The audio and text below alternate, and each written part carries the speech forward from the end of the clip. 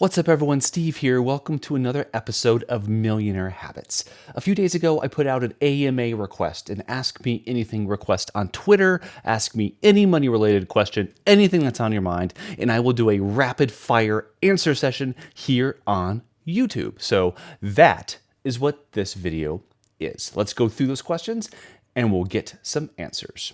Are you ready? Actually, cold brew. All right. Let's do this. Question number one, in spite of so much awareness on social media, why do people still make stupid money mistakes and incur big ticket purchases, which creates a big dent in their financial plan? Well, I would answer that by saying that not everybody is on social media learning about money. Most people are on social media just kind of wasting time and looking at funny memes and things like that. Those things do have value. They allow us to relax a little bit and just unwind and look at funny stuff. There's nothing wrong with a little laughter, but most people aren't on social media to learn and improve their lives. That is part of the problem. Next, have you thought about living as an expat? If so, where? Yes, probably Puerto Vallarta, because we go there every couple of years anyway on a family vacation, so we know the city. Will we ever do that? I don't know. Probably not, but it could happen. If you and your wife really enjoyed working, would you still have retired early? If not, how different would your savings investment philosophy have been? Okay, no, I don't think I would have retired early if I liked what I did. The fact that I didn't derive any satisfaction out of what I did full time is the main reason why we decided to pursue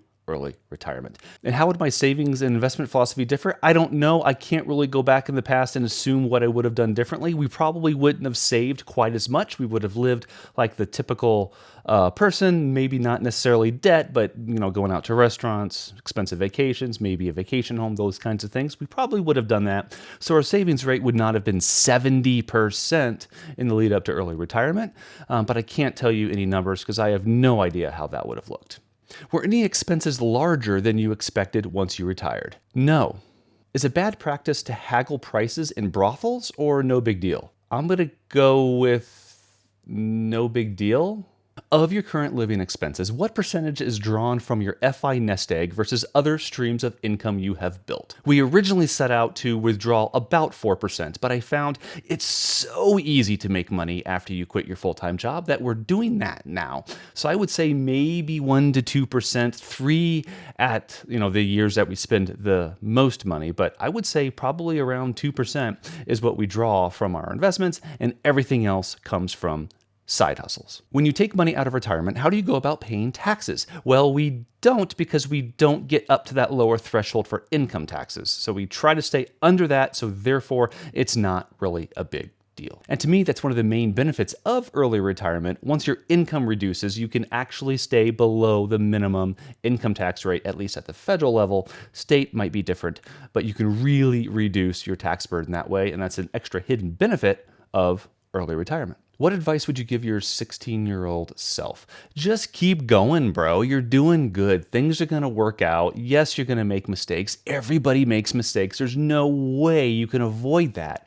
Just keep doing your best. Keep trying. Keep showing up every day, and you are going to do just fine. At any point in your investing life, have you tried your hand at some short-term trading? No. All of our trading is long-term, 100%. We don't pick and choose stocks. We don't invest for the short term, ever, ever, ever. And is this actually the second question from FI Squirrel? You rascal. How often do you check your brokerage accounts? I would say maybe once a month max, or whenever I have to make a point on Twitter and I want to go and look at a graph of our capital gains or net losses in some cases, like in 2020. Not very often. What is the role of life insurance in a sound financial plan? Peace of mind. What did your asset allocation look like when you pulled the trigger, and have you made any adjustments since? We have about 2% in cash, 2% in international bonds, 11% in US bonds, 20% in international stocks, 61% in US stocks, and 3% in alternatives, to include Bitcoin. And no, we have made very, very few adjustments since we retired. How much earned income do you make now in early retirement? I'd say it depends on the year, but anywhere between $30,000 and $40,000 a year is what we earn now, just with side hustles that take 2 to 3 hours of my time every single day. It keeps my skin in the game, keeps me active. It is Such a great experience. Are you into any dividend stocks at the moment? And if so, or not, any you could recommend? No, not really. I'm not a dividend investor. We do have some dividends just in the course of our investing, but I've never purposely chosen any dividend investment stocks. So no recommendations from me. What is the one thing you wish you had budgeted more money for? You know, in one point in my life, I probably would have said restaurants, but quite frankly, we go to restaurants every week now anyway. So I can't really answer this because we spend the money on the things that make us happy. And we've really worked out a good plan for how that works. I don't feel like we're sacrificing in any way. How to deal with disappearing clients. I find them. I don't understand them. Moving on. How do you get health insurance without a full-time job? Healthcare.gov. If you inherit a considerable sum that you earn in 5 years, what would you do with that money? If you inherit a considerable sum that you earn in 5 years. I don't understand the question. I think he's asking, if you got a bunch of money, what would you do with it? And he also says he finds it risky to invest everything at once. That's just a personal philosophy. We probably would invest all of it at once. We were big believers in dollar cost averaging when we were working full-time careers and we were making a consistent income over the months. But if we ever got like a big windfall or something, we would probably invest the majority of it that day. Take maybe 1, 2, 3% or something, depending on how much we got, and have fun with that in some way, shape, or form, because you gotta have fun in life. Okay, this guy has 2 questions. Best ways to successfully ask for a raise, and should your emergency savings be invested? Well, you are in luck, Jeffrey. I happen to have a video on both of those topics in my YouTube channel. I will link to those below. Quick cold brew break. Do you like string cheese? What kind of a question is that? Do I like string cheese? Come on. Yes. Yes, I like string cheese. I like any cheese in string form. I like any cheese in block form. I like any cheese in chunk form. I like any cheese in any form. Cheese is life. What is the secret to life besides scotch, cigars, and good women?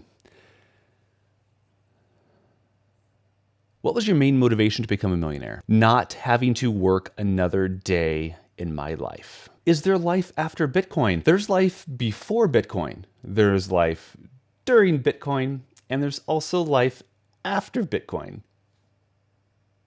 Is living frugal life for 20 plus years for FIRE worth it? I don't understand why you would ask me that question, because that's exactly what I did, and I love my life. I make it very clear that I love my life. Of course it's worth it for me. Is it gonna be worth it for you? There's no way I can possibly answer that question, because I'm not you. You're you and I'm me, so I have to make the best choices for me, and you have to make the best choices for you. So for me, it absolutely was worth it. And last but not least, what's the biggest thing people overestimate when preparing to retire early? How great things are gonna be. The grass is always greener, that kind of thing. We think that we're gonna be happy after early retirement because we're no longer working a job we don't like, but that's not necessarily going to be the case. You need hobbies, you need things to do, you need ways to feel happy and productive after you retire early. People assume that's going to be easy because you no longer have the thing that you don't like, which is the job in your routine or whatever that was.